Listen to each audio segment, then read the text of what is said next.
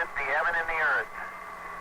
And the earth was without form and void, and darkness was upon the face of the deep.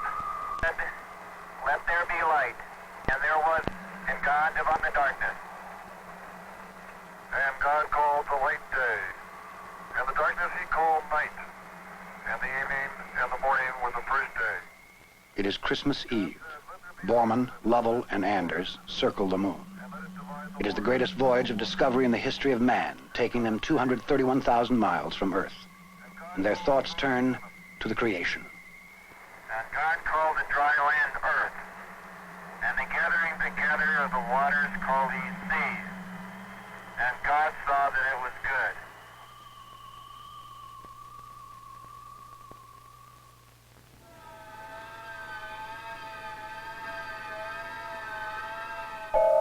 We stand on the threshold of a great new age of exploration.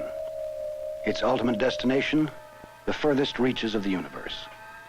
Its goal, the innermost secrets of the cosmos, the key to the very creation of that universe. Unthinkable? Perhaps. But only a dozen short years ago, it had been unthinkable that man would ever orbit around Earth or circumnavigate the moon, let alone land on it. What has happened in the decade of the 60s has been so incredible.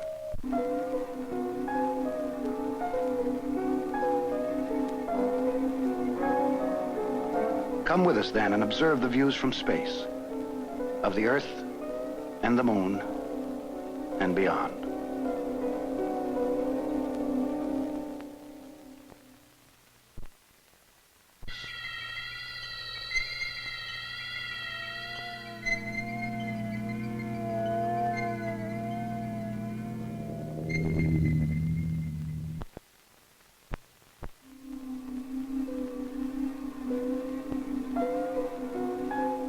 What is in the heavens?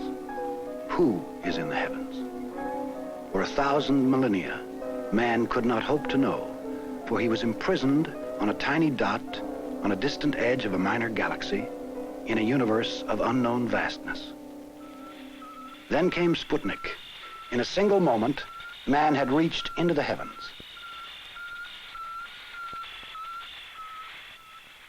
In the scant dozen years since Sputnik, man has gone to the moon, seen it in its starkness, and described it. Actually, I think the best way to describe this area is a vastness of black and white. Absolutely no color. The moon looks a very whitish gray, like dirty big sand, and with lots of footprints in it. You know what these two craters look like? Pickaxes striking concrete, leaving a lot of fine haze dust. And there was one heavenly body no man had ever seen before in all its majesty, for he had never left it. The Earth.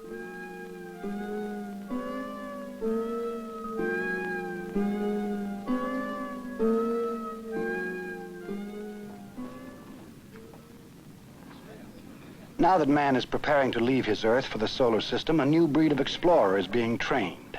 Scientists.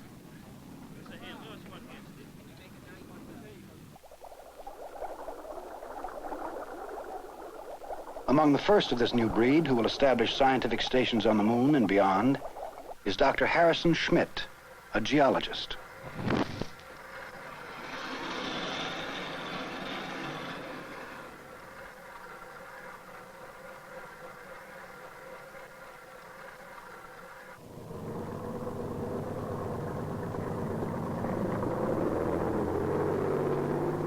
Now, geologist Jack Schmitt awaits the challenge of the moon. For a geologist, or actually for any scientist, or even any person with a proper training to get his hands on this thing, we are actually having a chance to handle, to study, to read a record of the Earth's past, which we have no chance to see in the Earth.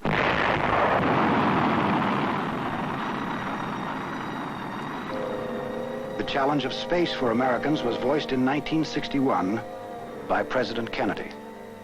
I believe that this nation should commit itself to achieving the goal before this decade is out of landing a man on the moon and returning him safely to the Earth. President Kennedy's challenge and dream will undoubtedly be met, but the cost has been staggering. $36 billion in 1 decade, involving the imagination and dedication of more than 250,000 men, and the lives of 3, Grissom, Chaffee, and White, who died in a tragic fire caught in a capsule on its pad while training for an Apollo mission.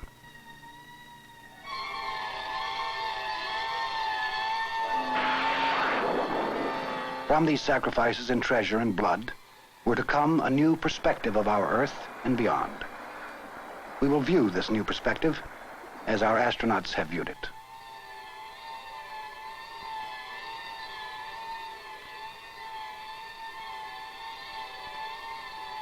In space, a complete orbit around Earth requires some 90 minutes.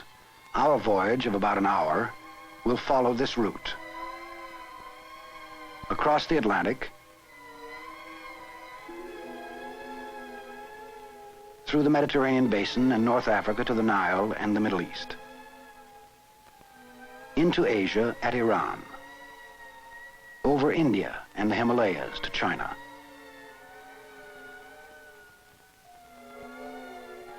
across China to the Pacific, and via the Hawaiian Islands back to the United States.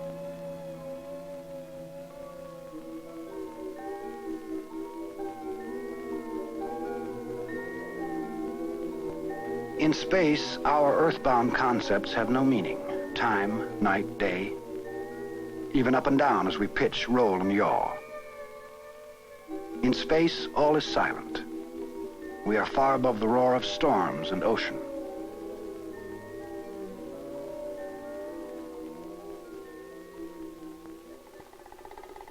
We are 60 miles up now. Below, the hazardous, light-colored reefs of the Bahamas, where Columbus searched for his new world in the faith that the Earth was round. See how the generations pass, like sand through heaven's blue hourglass.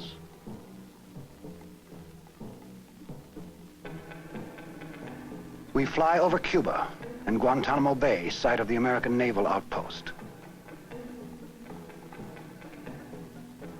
Past the steep, dark mountains of Haiti now, where Columbus touched land in 1492. Our spacecraft heads over the North Atlantic, eastward, on our voyage of discovery. As past and present merge in the views from space, so do the white clouds seem to be a part of the land and water.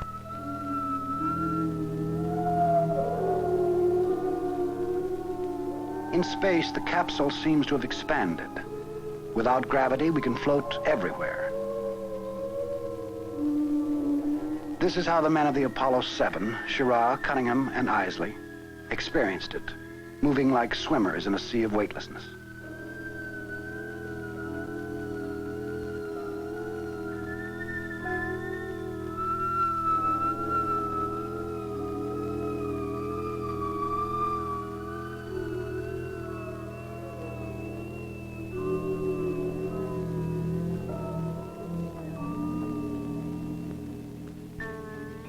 Below, the Canary Islands, once thought to be at the end of the flat world, and ahead, our first continent, Africa. On the main Canary Island, a 12,000-foot volcano is seemingly lost from 100 miles up.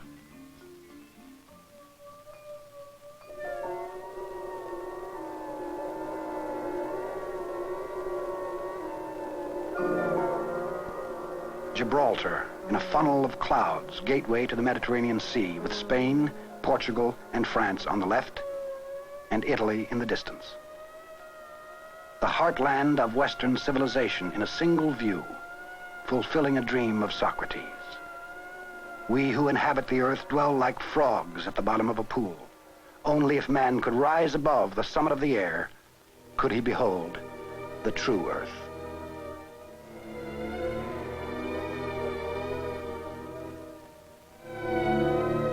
The northwest coast of Africa, great continent where man became man a short 1,000,000 years ago. And now from the edge of the Mediterranean springs the true desert, the vast Sahara. This is almost all of the Kingdom of Libya, 680,000 square miles of North Africa.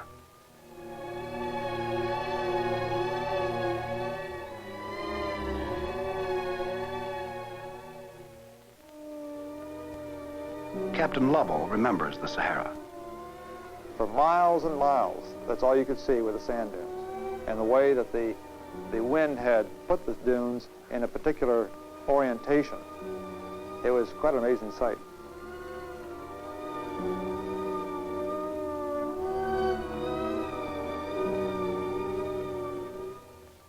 This gives you a good idea of why the geologists like to get pictures from space, because it gives them a complete overview of the ground, the terrain, and it shows them things that airplanes or just ground observation just doesn't give.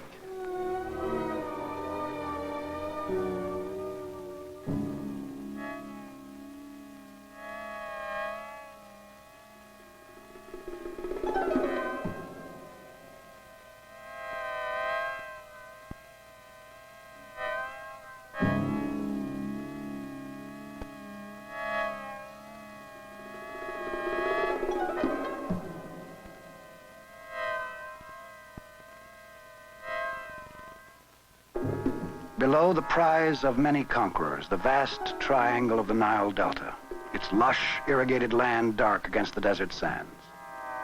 90% of the United Arab Republic lives in this maze of branches from the mighty Nile. History has traveled these waterways. Here, Joseph prophesied the 7 fat years and the 7 lean. And here at the river's edge, Moses was found, and from here he fled. Cleopatra and the pharaohs ruled over this delta. Cairo, a gray blotch at the narrowing of the delta. 4 million people live there. Up from Cairo, we can see the Middle East, cradle of 3 religions. In one panoramic view, Egypt on the left, the Sinai Peninsula on the right. Israel, Jordan, Syria, Lebanon, Turkey, and Cyprus.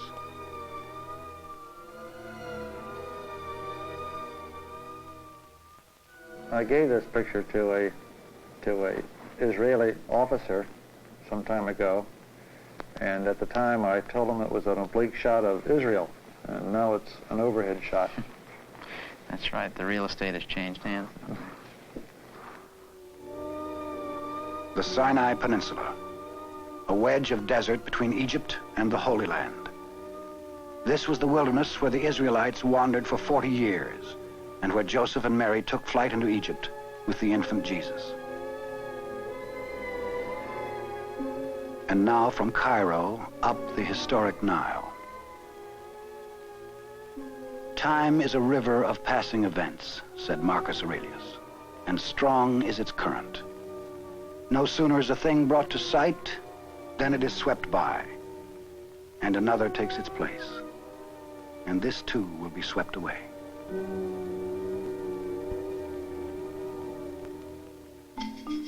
Would you believe the Red Sea? The Red Sea? Yeah. Right now, we're viewing the Red Sea. Upside down, you can see Upside it. down? Well, the spacecraft is upside down, but the world is upside up. Right side up. Along the Red Sea, Africa is on our right and Arabia on our left. Once in a small spot along the coast was the kingdom of Sheba, whose legendary queen traveled for months northward to Jerusalem and King Solomon. From space, most of her route is seen in one glance. But it is more than beauty and history that man's new views from space reveal. From them are coming new visions of what our future can be. At the Department of the Interior in Washington, Gemini, Apollo, and unmanned satellite pictures are being studied to see just how much they can uncover of future sources of raw material and food for man. The director of the Geological Survey's Earth Resources Programs is Dr. William Fisher. You know, we've looked at many, many ways in which space would help us just as a nation. And I'm convinced that the greatest benefit of all will come in the educational field. And I often like to think about this very famous Gemini shot of the Nile Delta and recall that when I first saw this picture of the Nile Delta, I couldn't help but be struck with the thought, I didn't know it looked that way. The city of Cairo can be easily seen in the lower part, and the major transportation networks throughout the Delta. Of particular interest, however, are the myriad of villages within the Delta that appear as gray spots. On this map, each of these villages has been identified, and there are over 1,000 villages seen in this one picture.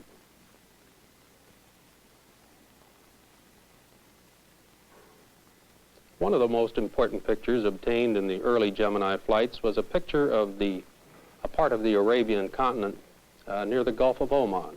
A geologist looked at it, and within a matter of hours, he had created really a very fine geologic map of the area, identifying the different rock types, showing those areas that were covered with drifting sand and would be not amenable really to modern exploration techniques. And by golly, every Gemini photograph that we've looked at has given us information which we think will accelerate our discovery of natural resources. Already, the views from space are revealing things man never saw before. For years, photogeologists like William Trollinger of Denver have searched for oil and gas deposits by piecing together aerial photographs. But with space pictures, Trollinger can see what hundreds of photos from airplanes could not capture. 4 pictures made on Gemini and Apollo flights have covered most of a vast area of West Texas and New Mexico, known as the Delaware Basin. And surprisingly, traces of the deep substructure can be seen. The Delaware Basin is rich in oil and gas, trapped along underground cracks or fault lines. The basin is set like a tilted dish, most of the fault lines buried miles below, with only the western rim of the rocks above ground, topped by El Capitan Peak. When we first saw the space photographs, we found out that we had been looking through a glass darkly, interpreting all of this collective evidence, this minute detail, which is necessary for any proper geologic investigation. But when we found the space photograph, we found we can see the big picture, the major structures, and how they relate one to the other. It's been said that it can be likened to a fly walking on the face of the Mona Lisa, and it's not until that fly lifts off and looks back till it knows what it's been looking at. Space photographs are becoming another tool in our search for new energy from our own planet. This is just the beginning. For petroleum and natural gas, the value, I believe, will be incalculable.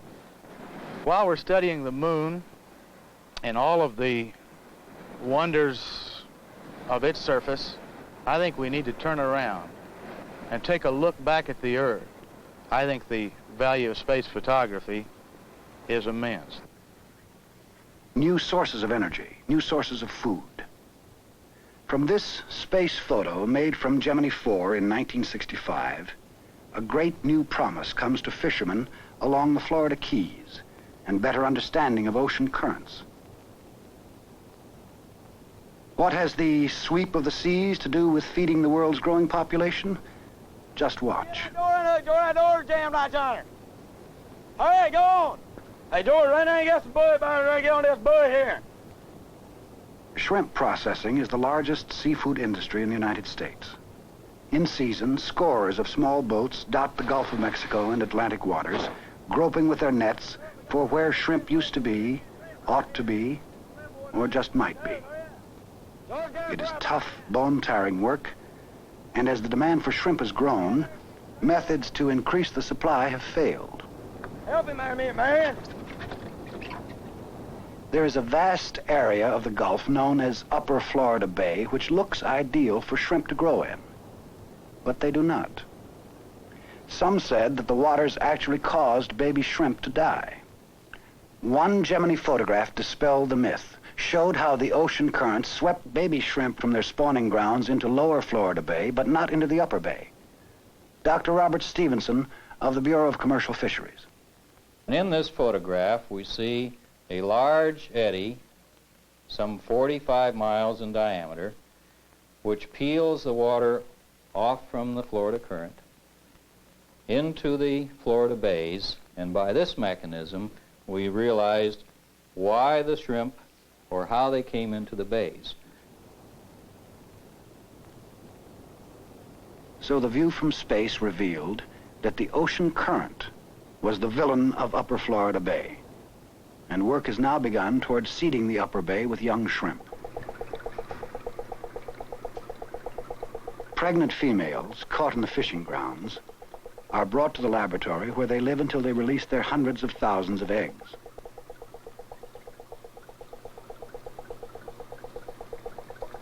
When the baby shrimp reach the post-larval stage, they are siphoned out of the tanks and experimentally planted in the waters of Upper Florida Bay. After a matter of weeks, they will begin migrating to deep water, increasing the potential catch. From one space photograph has come the promise to a nursery and greatly expanding the sources of food. Happening here can occur in many other areas of the world. Off the waters of Asia and Africa, there are potential spawning grounds for shrimp and other sea life, if man can only see them from space. In the years just ahead, for the views from space will be to help men solve the problem of hunger by understanding the sea. The sea and the land. In the past, aerial photographs of the United States have been taken by the thousands. A coast-to-coast map of the nation from aircraft would take 10 years and $12 million. But in a single test, a Gemini spacecraft provided the basis for a photo map of a wide area of the Southwest in 10 minutes. Now being tested for satellite use are new cameras and other sensing devices from airplanes. What may we see in 1970? Well, for one thing, we could begin to map water supplies from melting snows. This photo shows what appears to be a huge glacier here in white. But with infrared photography, much of the glacier proves to be snow-covered vegetation, dark shades. Views like this from space could help provide us with more accurate water estimates. Or look again. Think how a census of crops could benefit an overpopulated world. This photo gives information for such a census. This is a field of cotton, seen on the aircraft's infrared film. Due to poor irrigation, some of the cotton is sickly, providing a smaller yield. Number 1 shows healthy cotton. Number 2 is poorly irrigated. Nothing grows in number 3. A space watch could reduce disaster to crops. This infrared picture shows a wide swath of dead trees at the top, threatening the entire forest. Early warnings could cut the annual $20 billion crop loss in the United States alone. The view from space can be a window against other disasters. This is a part of central China, often ravaged by flood and famine. Through space sensing, such inaccessible regions could be monitored. Many details can be made out by experts from this space photograph: the conditions of the roads and railroads, the rivers and flood areas, farms, and erosion. The whole program is really geared to benefit the average citizen of this country and perhaps of other countries as well. It's his dividend, I think, for the expenditures we've made in the space program. It'll mean more food, it'll mean adequate water, good clean water. It'll mean that he will have the recreational resources that he needs to enjoy life when we have more leisure to enjoy. So we have an obligation to explore and to develop, and space can help us do it. The world lies at our feet, 22,000 miles below. Much of it unknown. Its riches waiting to be discovered with views from space.